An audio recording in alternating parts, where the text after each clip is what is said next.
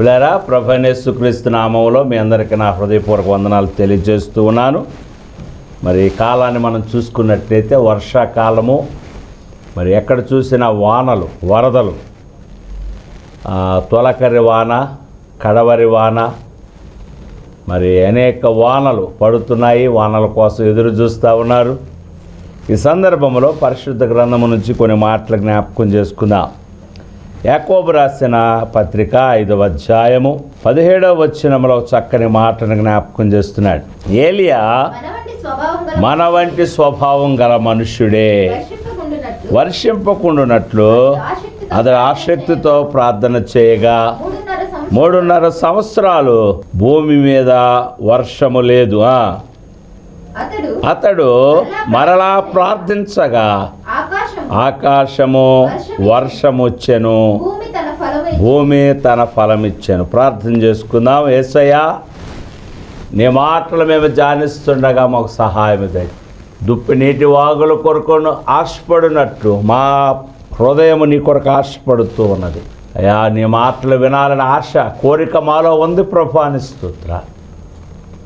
మమ్మల్ని దర్శించమని, కృప చూపించమని, నీ వాక్యాన్ని ధ్యానిస్తుండగా మాతో మాట్లాడమని యేసయ్య శ్రేష్ఠ నామంలో ప్రార్థిస్తున్నాము తండ్రి, ఆమేన్. ఈ యాకోబు రాసిన పత్రికలో మనం గమనించినట్లయితే మరి ప్రార్థన గురించి చక్కని మాటలు జ్ఞాపకం చేస్తున్నాడు. ఏలియా మన వంటి స్వభావం గలవాడే. ఏలియా మన వంటి స్వభావం గలవాడే. వర్షింపకుండునట్లు అతడు ఆసక్తితో ప్రార్థన చేయగా, వర్షం పడకూడదని ఆయన ఆసక్తితో ప్రార్థన చేయగా 3.5 సంవత్సరాలు వర్షం ఆగిపోయిందట. చూసారా, ప్రార్థన ఎంత బలమైనదో, ప్రార్థన ఎంత శక్తి గలదో. ఇలా గమనించండి, వర్షాన్ని ఆపగలిగేది ప్రార్థన. ఈ 18వ వచనంలో అతడు మరలా ప్రార్థన చేయగా ఆకాశము వర్షమిచ్చెను, భూమి తన ఫలమిచ్చు. అంటే ఒక విత్తనము వేసి అది ఫలించున్నంత వరకు ఆ వర్షం పడినట్లుగా చూస్తూ ఉన్నాం. ఏదో ఒకరోజు పడి ఆగిపోయినట్లుగా కాకుండా తొలకరి వాన, కడవరి వాన, సంపూర్ణమైన వానలు పడి భూమి తన ఫలమునిచ్చినట్లుగా చూస్తున్నాము. ప్రార్థనకున్న శక్తి అది. ప్రార్థన పరిస్థితులను మారుస్తుంది. It's a key. మనం ఎలాగైతే ట్యాప్ తిప్పుతామో, మనకు నచ్చినప్పుడు ట్యాప్ ఆన్ చేస్తే వాటర్ వస్తుంది, ట్యాప్ ఆఫ్ చేస్తే వాటర్ ఆగిపోతుంది. సింగపూరు వెళ్ళడానికి దేవుడు కృపించాడు. అక్కడ ట్యాప్ కింద చేయి పెడితే వాటర్ వస్తుంది, చేయి తీస్తే వాటర్ ఆగిపోతుంది. తిప్పడం కూడా లేదు, ఆ సెన్సార్ ఉంటుంది. ఆ సెన్సార్ ప్రకారం వాడు. ఇక్కడ మనం చేయి పెట్టి తీయడం కాదు, కానీ ప్రార్థన ద్వారా వర్షాన్ని 3.5 సంవత్సరాలు ఆపాడు. మరలా ప్రార్థించగా విస్తారమైన వర్షం. 3.5 సంవత్సరాలు వర్షం లేదంటే ఆ భూమి ఎండిపోయి ఆరిపోయి దానికి ఎన్ని వేల లీటర్లు కావాలో. ఎందుకంటే ఆరిపోయింది, ఎండిపోయింది, ఆకలితో ఉంది. ఒకసారి మనం లేటుగా 2 రోజులు అన్నం తినకపోతే 3వ రోజు అన్నం దొరికినప్పుడు 2 రోజులకు సరిపడా అన్నం తినేస్తాం మనం. పిల్లరా గమనించండి, అనగా మరి ఎంత వర్షం పడితే మరలా భూమి ఫలం ఇవ్వడానికి సిద్ధపడుతుంది. దేవుని కృప ప్రార్థనకున్న శక్తి అలాంటిది. కనుక చాలా స్పష్టంగా జ్ఞాపకం, ఏలియా మన వంటి స్వభావము కలిగిన వాడు. ఆయన ప్రార్థన చేసినప్పుడు వర్షము పడినట్లుగా చూస్తూ ఉన్నాను. చూడండి, జకర్యా రాసిన గ్రంథము 10వ అధ్యాయములో 1వ వచనంలో జ్ఞాపకము చేస్తున్నాడు. కడవరి వానాకాలమున వర్షము దయచేయమని. ఓహో, ఈరోజు మనం ఏమని ప్రార్థన చేయాలి అంటే, ఈ కడవరి వానాకాలమున వర్షము దయచేయమని యెహోవాను వేడుకొనుడి. కడవరి వానాకాలమున ఇది 2 రకాల వర్షాన్ని సూచి. ఒకటి ఆత్మ సంబంధమైన వర్షము, ఒకటి ఇహలోక సంబంధమైన వర్షము. ఈ కడవరి వానాకాలం, ఇదే కాలం ఇది. మనం ఏ కాలంలో ఉన్నాం? వర్షాకాలంలో ఉన్నాం. వేసవి కాలం అయిపోయింది, ఇది వర్షాకాలము. రైతులందరూ ఎదురు చూస్తూ ఉన్నారు. అయితే వాళ్ళు ప్రార్థన చేయరు, వారికి తెలియదు. దేవుణ్ణి ఎరిగిన మనము, దేవుణ్ణి తెలుసుకున్న మనము, వాక్యం చదివే మనము, ఏలియా ప్రార్థన చేస్తే వర్షము కురిపించబడదన్న వాక్యాన్ని చదివిన వారము, విన్న మనము ప్రార్థన చేయవలసిన వారమై ఉన్నాము. కడవరి వానాకాలమున వర్షము దయచేయమని యెహోవాను వేడుకొనుడి. ప్రతి వాని చేనులో పైరు మొలుచున్నట్లు యెహోవా మెరుపులను పుట్టించును. ఆయన వానలు మెండుగా కురిపించును. ఎంత చక్కని మాట. ప్రతి వాని చేనులో, ప్రతి వాని పొలములో. చాలామంది రైతులు పొలాలు చేయలేకపోతున్నారు. ఎందుకో తెలుసా? సరైన వర్షాలు లేక, నీరు లేక, తగినంత పంట చేతికి రాక వారు పొలాలు విడిచిపెడుతుంటే మరికొందరేమో దాన్ని కౌలుకు తీసుకున్న రైతులారా, నేను యేసుక్రీస్తు నామములో మీకు తెలియపరిచేది ఏమిటంటే, వానాకాలమున, వర్షాకాలమున వర్షము దయచేయమని ప్రభువుని వేడుకోవాలి. ప్రతి వాని చేనులో పైరు మొలుచున్నట్లు అప్పుడు యెహోవా మెరుపులను, ఉరుములను పుట్టిస్తాడు. ఈ మధ్యన వర్షాలు నేను చూస్తూ ఉన్నాను, ఉరుములు, మెరుపులు. ఎప్పుడో నా చిన్నతనంలో ఇలాంటి వర్షాలు, ఇలాంటి ఉరుములు, మెరుపులు చూసేవాడిని. చాలా కాలము తర్వాత అలాంటి వర్షాలు నేను చూస్తూ ఉన్నాను. ప్రతి వాని చేనులో పైరు మొలుచున్నట్లు యెహోవా మెరుపులను పుట్టించును. ఆయన వానలు మెండుగా కురిపించును. ఎంత చక్కని మాట. మనం ఎంత ప్రార్థన చేస్తాం, ఎంత ప్రభువుని అడుగుతాం, ఎంత వేడుకుంటామో అంత మెండుగా ఆయన వానలను కుమ్మరిస్తాడని జ్ఞాపకం చేస్తూ ఉన్నాం. చూడండి, అపోస్తుల కార్యములో 14వ అధ్యాయం 17వ వచనములో ఇక్కడ చక్కని మాటను జ్ఞాపకం చేస్తున్నారు. అపోస్తుల కార్యము 14వ అధ్యాయము 17వ వచనం చదువుకుందాం. ఆయనను ఆయన ఆకాశము నుండి మీకు వర్షమును ఫలవంతములైన ఋతువులను దయచేయచ్చు, ఆహారము అనుగ్రహించుచు, ఉల్లాసముతో మీ హృదయములను నింపుచు, మేలు చేటు చేత తన్ను గూర్చి సాక్ష్యము లేకుండా చేయలేదని బిగ్గరగా చెప్పిరి. ఇక్కడ ఏమైనా జ్ఞాపకం చేస్తున్నాడంటే, ఆయన ఆకాశము నుండి మీకు వర్షమును ఫలవంతమైన ఋతువులను దయచేయచ్చు, ఆహారం అనుగ్రహించుచు, ఉల్లాసముతో మీ హృదయములను నింపుచు, మేలు చేయుట చేత తన్ను గూర్చి సాక్ష్యము లేకుండా చేయలేదని బిగ్గరగా చెప్పిరి. కనుక ఆ దేవుడు వర్షమును కుమ్మరించేవాడు. ఆ వర్షము ద్వారా పంటలు పండించే దేవుడు. ఆ పంటల ద్వారా మంచి ఆహారం ఇచ్చే దేవుడు ఆయన. ఈ వర్షాలు పడగానే అన్ని కూరగాయ విత్తనాలు వేస్తారు. బెండకాయలు, చిక్కుడుకాయలు, టమాటా, అన్ని ఎన్నెన్నో విత్తనాలు. వేసవి కాలంలో ఆ పొలాలని ఎండిపోయి బ్రద్దలైపోయి ఓరంటున్నాయి. ఎప్పుడైతే వానలు పడతాయో, వర్షాలు పడతాయో, విత్తనాలు వేస్తారు. మంచి శ్రేష్టమైన ఆహారము భూమిలో నుంచి వస్తుందని జ్ఞాపకం చేస్తూ ఉన్నారు. పిల్లరా గమనించండి, దేవుడు గొప్ప దేవుడు అని అంటున్నాడు. మీరు సమ్మతించి నా మాట వింటే భూమి యొక్క మంచి పదార్థాలు నేను తిననిస్తాను. వేసవికాలం మామిడి పళ్ళు తిన్నాం, వేసవి కాలంలో మరి వాటర్ మెలాన్ తిన్నాం, వేసవి కాలంలో మంచి మంచి మరి పళ్ళు తిన్నాం. ఇప్పుడు వర్షాకాలపు పళ్ళు తినబోతున్నాం, చాలా ఆకుకూరలు తినబోతున్నాం, చాలా కాయగూరలు తినబోతున్నాం. శ్రేష్టమైన ఆహారాన్ని దేవుడు మన కొరకు సిద్ధపరచడం కోసం వానలు మెండుగా కుమ్మరిస్తాడు. అందుకు మనం ప్రార్థన చేయాలి. ఇర్మీయా రాసిన గ్రంథంలో కూడా కొన్ని మాటలు ఇక్కడ జ్ఞాపకం చేసి, ఇర్మీయా రాసిన గ్రంథము 5వ అధ్యాయము 24వ వచనములో జ్ఞాపకం చేస్తూ ఉన్నాడా, వారు రండి మన దేవుడైన యెహోవా యందు భయభక్తులు కలిగి ఉందుము. ఆయనే త్వరగరి వర్షమును కడవరి వర్షమును దాని కాలమున కురిపించువాడు గదా.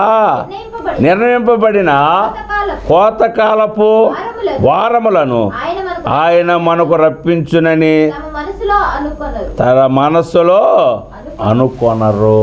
పిల్లరా గమనించుదాం. ఈరోజు నీరు వర్షం రాలేదు, లేకపోతే ఎక్కువ వర్షం వచ్చింది, ముందే వర్షాలు పడిపోయేవి, అక్కడ పడ్డాయి, ఇక్కడ పడ్డాయి, ఎక్కడ పడ్డాయి. వర్షం సిటీలో పడితే ప్రయోజనం ఉండదు, అవన్నీ కాలువ పాలు అయిపోతాయి, నేల పాలు అయిపోతాయి. అది వర్షం ఎక్కడ పడాలంటే వ్యవసాయ స్థలాల్లో పడాలి. ముందు మనం జ్ఞాపకం చేసుకున్న, యెహోవా యందు భయభక్తుల కలిగి ఆయన త్రోవలేదు నడిచే వారందరూ దాన్ని నిశ్చయముగా నీ చేతుల కష్టం నువ్వు అనుభవిస్తావు. ఈరోజు రైతులు కష్టపడి పనిచేస్తారు, గట్లేస్తారు, నారు పోస్తారు, నీరు పోస్తారు, దున్నుతారు, మరి ఆకుమళ్ళు, ఏవో రకరకాల పనులు, రెస్ట్ ఉండదు. మట్టిలో మట్టి అయిపోతారు, వర్షంలో వర్షం అయిపోతారు, రాత్రి బాగులు కష్టపడి పని చేస్తారు. పెళ్ళిళ్ళు, పేరంటాలు, ప్రార్థన కూడా మానేస్తారు కొందరైతే. అది ఇక్కడ అంటున్నాడు ఇర్మీయా, రండి మన దేవుడైన యెహోవా యందు భయభక్తులు కలిగి ఉందుము. ముందు ఏమంటున్నాడంటే ఇర్మీయా, రండి యెహోవా యందు భయభక్తులు కలిగి ఉందుము. ఆయనే తొలకరి వర్షమును కడవరి వర్షమును దాని కాలమున కురిపించువాడు కదా. ప్రారంభంలోనే బాగానే వర్షాలు పడితే విత్తనాలు వేస్తారు, మొక్కలు పెద్ద అవుతాయి. ఒకసారి చూశాను, మొక్కలు పెద్దలయ్యే, వర్షాలు లేవు. అప్పుడు వాళ్ళు ఏం చేశారు, ట్యాంకర్లతో నీళ్లు తెప్పించి కొద్ది పోస్తూ ఉండేవాళ్ళు నీళ్లు. ఆ నీళ్లకు అవి నిజంగా బ్రతుకుతాయా? ఆ నీళ్లకు అవి ఎదుగుతాయా? ఆ నీళ్లకు అది ఫలమిస్తుందా? మనం పోసే నీళ్ళ వలన పంటలు పండించలేము, కానీ దేవుడు ఆకాశము నుండి వర్షాన్ని కుమ్మరించాలి. కడవరి వర్షమును దాని కాలమున కురిపించువాడు కదా. నిర్ణయింపబడిన కోతకాలపు వర్షములను ఆయన మనకు రప్పించునని తమ మనసులో అనుకొనరు. దేవుడే వర్షాన్ని కుమ్మరించేవాడు. వర్షాలు పడలేదని బాధపడతారు. వర్షాలు పడకపోతే ఏం చేస్తారమ్మ చాలామంది? కప్పలకు పెళ్ళిళ్ళు చేస్తూ ఉంటారు, చేపలకు పెళ్ళిళ్ళు చేస్తూ ఉంటారు, తాబేళ్ళకు పెళ్ళిళ్ళు చేస్తూ ఉంటారు, రకరకాల పనులు చేస్తూ ఉంటారు. ఏం పడాలా? కప్పలకు పెళ్లి చేస్తే వర్షాలు పడతాయంటే ఇక దేవుడు ఎందుకు? కప్పలుంటే చాలు కదా. పిల్లరా గమనించండి, కప్పలు ఎక్కడ దాగుంటాయో నాకు తెలియదు, కానీ వర్షం పడగానే రోడ్డు మీదకి వచ్చి అరుస్తుంటే బెక్క బెక్క బెక్క బెక్క బెక్క పడంటే, ఏవా వర్షం ఇచ్చే వేసవి కాలం అంతా మాకు నీరు లేదయ్యా, దాహము లేదయ్యా, నెమ్మది లేదయ్యా. ఎక్కడో ఏ బండ చాటో, ఏ కొండ చాటో, ఏ చెట్టు చాటో ఉంటాయి. ఎప్పుడైతే వర్షము పడద్దో వాడికి ఆహారం దొరుకుద్ది, మనస్సు నెమ్మది పడుతుంది. రోడ్ల మీదకి వచ్చి అవసరమైతే ప్రాణాలు కూడా పోగొట్టుకుంటాయి చాలా కప్పలు. ఇక మంత్రాలకి చింతకాయలు రాలవు. కప్పలకు పెళ్లి చేసినంత మాత్రాన వర్షాలు పడవని నేను అనుకుంటున్నాను. ఇది నా వ్యక్తిగత అభిప్రాయం. కనుక ఇక్కడ ఏమంటున్నాడంటే, వర్షమును కుమ్మరించేవాడు దేవుడు, దాని కాలమున వర్షాన్ని కుమ్మరించేవాడు దేవుడు. కనుక ఒరే మన ప్రార్థనకు వెళదాం, దేవుణ్ణి అడుగుదాం. దేవుని వర్షాన్ని కుమ్మరించేవాడు, వానలు ఇచ్చేవాడు. ఇందులో ఇర్మీయా రాసిన గ్రంథము 14వ అధ్యాయం 22వ వచనంలో చూసుకున్నట్లయితే ఇక్కడ కొన్ని మాటలు జ్ఞాపకం చేస్తున్నాడు. 14:22వ వచనం, జనముల వ్యర్థ దేవతలలో కురిపించగలవారున్నారా? ఎవరైనా వర్షాన్ని కురిపించేవారు ఉన్నారా? అది ఏ గవర్నమెంట్ అయినా, ఏ ప్రభుత్వం అయినా. వర్షాన్ని కుమ్మరించే ప్రభుత్వం ఉందా? వర్షాన్ని కుమ్మరించే గవర్నమెంట్ ఉందా? అన్ని శాఖలకు మినిస్టర్ ఉంటాడు, విద్యాశాఖ, ఆ శాఖ. మరి వర్షాన్ని కుమ్మరించడానికి ఎవరైనా మంత్రి ఉన్నాడా? జనముల వ్యర్థ దేవతలలో వర్షమును కురిపింపగలవారు ఉన్నారా? ఆకాశము వాననీయగల. ఆకాశం ఉంది కదా, బాగా ఆకాశం ఉన్నంత మాత్రాన అక్కడ వాన పడదు. ఆకాశము వాననివ్వగలదా? మా దేవుడైన యెహోవా నీవే కదా దాన్ని చేయుచున్నావు. ఇక్కడేమన్నాడు? మా దేవుడు గొప్ప దేవుడు, దేవుళ్ళకే దేవుడు. మా దేవుడు మాకేమిస్తున్నాడమ్మా? మా దేవుడు యెహోవా నీవే కదా దాన్ని చేయుచున్నావు. తర్వాత నీవే ఈ క్రియలన్నీ చేయుచున్నావు, నీ కొరకే మేము కనిపెట్టుచున్నాము. పిల్లారా, మనం ఎవరి కోసం కనిపెట్టాలి? దేని కొరకు కనిపెట్టాలి అంటే దేవుని సహాయము కొరకు కనిపెట్టాలి, దేవుడు కృప కొరకు కనిపెట్టాలి, దేవుడిచ్చే వర్షం కోసం కనిపెట్టాలి. అప్పుడప్పుడు వర్షాలు పడకపోతే కొన్ని ప్రభుత్వాలు, కొందరు అధికారులు ఏం చేస్తారంటే కృత్రిమ వానలు కుమ్మరిస్తారు. కృత్రిమ వానలంటే మేఘమదనం చేస్తారు. అంటే మేఘాన్ని ఇలా కదిలిస్తారు, ఏదో కెమికల్ వేసి ఆ మేఘాలను కదిలిస్తే వర్షం పడుద్ది. ఆ వర్షం వల్ల లాభాలు చాలా తక్కువ అని చెప్పగా నేను వింటిని. కనుక మనము కృత్రిమ వానలు కుమ్మరించినా దానివల్ల ప్రయోజనం ఉండదు. కానీ దేవుడు వానలు కుమ్మరించాలి, దేవుడు వర్షాన్ని కుమ్మరించాలి. ఆకాశం ఉన్నంత మాత్రాన వర్షము పడదు, కానీ దేవుడు అనుగ్రహిస్తే మనకు వర్షము పడుతుందని జ్ఞాపకం చేస్తున్నాను. పిల్లారా, గమనించండి, వర్షము చాలా అవసరము. పిల్లారా చూడండి, నిన్నటిదాకా పొలాలు ఎలాగున్నాయి? ఎండిపోయి ఉన్నాయి. ఇప్పుడు ఎప్పుడైతే వర్షాలు పడ్డాయో పచ్చగా, మరి పశువులకు మేత. మాట, చక్కని పాట, మనందరికి తెలిసిన పాట అంటాడు, పర్వతాలలో పశువులకు గడ్డిని మొలిపించేవాడు. ఈ వర్షాలు పడగానే పర్వతాల్లో గడ్డి పశువులకు మొలిపించేవాడు. అరచు పిల్ల కాకులకు ఆహారం ఇచ్చేవాడు దేవుడని జ్ఞాపకం చేస్తూ ఉన్నాడు. చూడండి, యాకోబు రాసిన పత్రికలో కూడా కొన్ని మాటలు ఇక్కడ జ్ఞాపకం చేస్తున్నాడు. త్వరగా యాకోబు రాసిన పత్రిక 5వ అధ్యాయము 7వ వచనములో ఈ విధంగా జ్ఞాపకం చేస్తున్నాడు. సహోదరులారా, ప్రభు రాకడ వరకు ఓపిక కలిగి ఉండండి. యాకోబు చక్కని మాటల జ్ఞాపకం చేస్తున్నాడు. ప్రభు త్వరగా రాబోతున్నాడు. ఆయన రాకడ సమీపముగా ఉన్నది. ఆయన రాకడ సమీపముగా ఉన్నది. అందుకోసమే ఈ దినాలు ఎలాగున్నాయంటే నోవాహు దినాలు. పడితే ఎక్కువ వర్షం పడిపోద్ది, లేకపోతే వర్షం ఉండదు.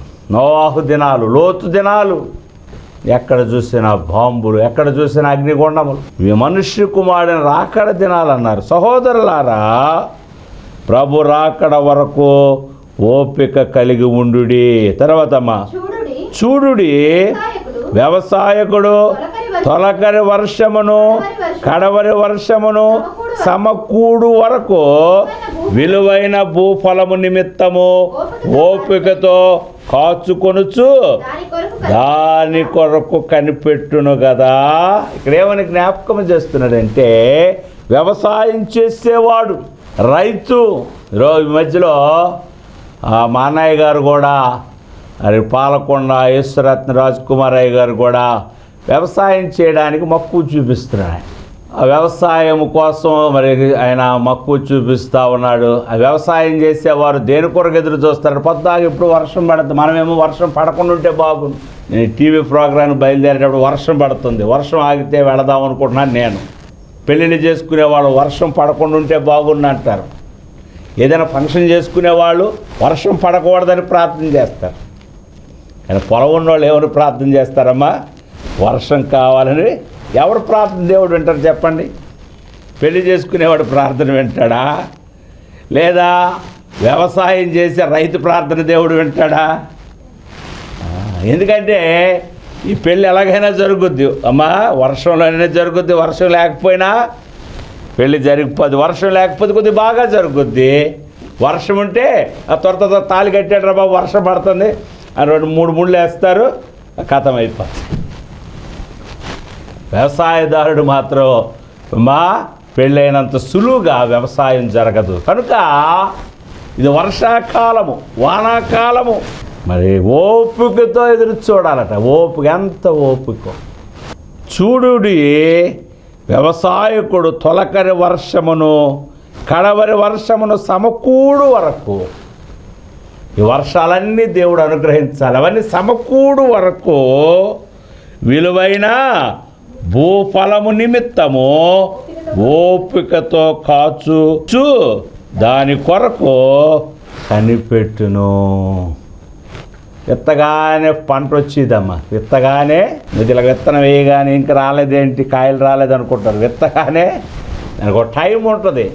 అది 1 నెల, 2 నెలల, 3 నెలల, 4 నెలల. కనుక అప్పుడు అలా గమనించండి. నా చిన్నతనంలో నెల్లూరు మొలకలు ఉండేవి, 6 నెలల పంట ఏదో చెప్పేవారు. ఇప్పుడు చాలా తొందరగా పంటలు వచ్చేస్తున్నాయి. కనుక శ్రేష్టమైన భూఫలము మరి పొందుకున్నట్లు ఓపికతో కాచుకొని దాని కొరకు కనిపెట్టును కదా అంటూ 8వ వచనం చదువుదాం. ప్రభు రాకడ సమీపించుచున్నది గనుక మీరును ఓపిక కలిగి ఉండుడి. ఏమంటాడంటే, ఒక వ్యవసాయకుడు తొలకరి వాన కోసము కడవరి వాన కోసము ఏ విధంగా అయితే ఓపికతో ఎదురు చూస్తాడో మనము కూడా మరి ఓపికతో ఎదురు చూడవలసిన వారమై ఉన్నాము. తర్వాత చూడమ్మా, మీ హృదయములను స్థిరపరచుకొనుడి. పిల్లారా గమనించండి, ఈరోజు చాలామంది ఓపిక లేదు. వస్తాడు ఎప్పుడు వస్తాడు, ఇంకా దేవుడు ఎప్పుడు వస్తాడు? ఒకవేళ ఈరోజు వస్తే రక్షించబడిన నువ్వు ఓకే, రక్షించబడని వారి పరిస్థితి ఏమిటి? వారు పరలోక రాజ్యం చేరొద్దా? వారు ప్రభు రాజ్యములో ఆయనతో కూడా ఆయన శరీరంలో రక్తంలో పాలుపంపులు పొందొద్దా? ఎందుకు ప్రభు ఆలస్యం చేస్తున్నాడంటే, అంతటా అందరూ మారు మనస్సు పొందాలి, అందరికీ దేవుని సువార్త ప్రకటించబడాలి, అందరూ ప్రభు తెలుసుకోవడానికి వారికి సమయము కావాలి. అందుకే ఆయన ఆలస్యము చేస్తున్నాడు. మనం ఏం చేయాలి? ఓపికతో ఎదురు చూడాలి. విడారాధన 9వ వచనమా, సహోదరులారా ప్రభు నామమున బోధించు ప్రవక్తలను ఓపికనకును మాదిరిగా పెట్టుకొనుడి. సహించు వారిని ధన్యులు అనుకుంటున్నాము కదా. మీరు యోబు యొక్క సహనమును గూర్చి వింటిరి. ఆయన ఎంతో జాలియు కనికరమును గలవాడని. ఓహో, కనుక సహోదరులారా, ప్రభునామమున బోధించిన ప్రవక్తలను శ్రమానుభవమును ఓపికను మాదిరిగా బైబిల్ ఎందుకు చదవాలి అంటే, బైబిల్లో ప్రవక్తలు ఏ విధంగా శ్రమను అనుభవించారు, దేవుని సేవకులు ఏ విధంగా ఓపికతో ఎదురు చూచారు. చాలామంది ఓపిక పట్టలేరు. కనుక అబ్రహాము 25 సంవత్సరాలు ఎదురు చూశాడు దేవుడు వాగ్దానం చేసిన తర్వాత. మనమేమో రాత్రి ప్రార్థన చేస్తాం, తెల్లవారు వచ్చేయాలి, నాకు మేడలు వచ్చేయాలి, మిద్దెలు వచ్చేయాలమ్మా. ఓరుబా, దేవుని సేవకులను ప్రవక్తలను మాదిరి చేసుకోవాలి. మీరు యోబు యొక్క సహనమును గూర్చి వింటిరి. ఆయన ఎంతో జాలియు కనికరము గలవాడని మీరు తెలుసుకొని ఉన్నారు. అనగా ప్రవక్తలను శ్రమానుభవమునకు ఓపికగా మాదిరిగా. నేను పడగానే వర్షం పడి ప్రార్థన చేయగానే వర్షం పడిపోవాలనుకుంటారు చాలామంది. వీళ్ళారా సులువుగా రాశారు, ఏలియా మన వంటి స్వభావం గలవాడే. ఆయన ప్రార్థన చేస్తే వర్షం ఆగిపోయింది, మరలా ఆయన ప్రార్థన చేస్తే వర్షం పడిందని. పిల్లారా, వర్షం పడేటప్పుడు వర్షం ఆగిపోమన్నప్పుడు వెంటనే ఆగిపోయి ఉండొచ్చు, కానీ మళ్ళా వర్షం పడేటప్పుడు సులువుగా మాత్రం పడలేదమ్మా. 7 సార్లు ప్రార్థన చేశాడు. ప్రార్థన చేస్తున్నాడు, ఆకాశం వైపు చూస్తున్నాడు, ప్రార్థన చేస్తున్నాడు, ఆకాశం వైపు చూస్తున్నాడు, ప్రార్థన చేస్తున్నాడు, ఆకాశం వైపు ప్రార్థన. ఇంకా వర్షం లేదా, తన తల తీసుకెళ్ళి ఎక్కడ పెట్టుకున్నాడట? 2 కాళ్ళ మధ్యన పెట్టుకొని ఓపికతో ప్రార్థన చేస్తున్నాడు. ఎన్ని గంటలైందో నాకు తెలియదు, కానీ ఎన్ని గంటలు ఎన్ని నిమిషాలు అయిందో నాకు తెలియదు, కానీ ఓపికతో ప్రార్థన చేశాడు. 7 సార్లు ప్రార్థన చేశాడు. 7వసారి ప్రార్థన చేసి ముగించిన తర్వాత అరచేయి మందమంతా మేఘము కనబడింది. అది అంతై బ్రహ్మాండమంతై ప్రచండమైన వాన కురిసినట్లుగా మనం చూస్తున్నాం. ఈరోజు నీ ప్రార్థన, నా ప్రార్థన ప్రభు ఆలకిస్తూ ఉన్నాడు. వానలు కురిపించబోతున్నాడు. సంఘములో కానీ, కుటుంబాల్లో కానీ, నీకున్న వ్యవసాయ భూమిలో కానీ వానలు కురిపించేవాడు దేవుడు. శ్రేష్టమైన ఫలమిచ్చే దేవుడు ఆయన. ఏదో ఒకరోజు వాన ఇచ్చి విడిచిపెట్టేవాడు కాదు, కానీ తొలకరి వాన, కడవరి వాన, భూఫలము పొందుకునేదాకా వానలు కురిపించే దేవుడు. అటువంటి దేవుని కృప మనందరికి తోడుగా ఉండి నడిపించునుగాక. ఆమేన్. ప్రార్థన. స్తుతుల ఉపాత్తుడా, స్తోత్రారుడా, గొప్ప దేవుడా, నీ మాటలు ధ్యానించడానికి మీరు మాకు ఇచ్చిన అవకాశాన్ని బట్టి నీకు వందనాలు. ఏలియా మన వంటి స్వభావం గలవాడే. ఏలియా ప్రార్థన చేస్తే 3.5 సంవత్సరాల వర్షం ఆగిపోయింది. మరలా ఏలియా ప్రార్థించినప్పుడు ఆకాశము వర్షం ఇచ్చింది. భూమి తన ఫలం ఇచ్చినంతగా వర్షము పడినట్లుగా మేము చూస్తున్నాం. మా సంఘాల్లో వర్షం అవసరం నాయన. మా కుటుంబాల్లో వర్షం అవసరం. మా దేశంలో వర్షం అవసరం. మా యొక్క వ్యవసాయం చేసే రైతులకు వర్షం అవసరం. మీరే దయచేయమని, కృప దయచేయమని, దానికి కోసం ఓపికతో ఎదురు చూడడానికి సహాయం ఇచ్చేయమని. వ్యవసాయదారుడు ఎలాగైతే వాన కోసం ఎదురు చూస్తున్నాడో, ప్రభు రాకడ కోసం మేము ఎదురు చూడడానికి సహాయం దయచేయమని యేసయ్య శ్రేష్ఠ నామంలో ప్రార్థిస్తున్నాము తండ్రి. ఆమేన్. మన ప్రభువైన యేసుక్రీస్తు కృప, దేవుని సహాయము, పరిశుద్ధాత్మతోడు మనందరికి తోడుగా ఉండి నడిపించునుగాక. మరణాత స్తోత్రం, వందనాలు. దేవుడు మనల్ని దీవించునుగాక.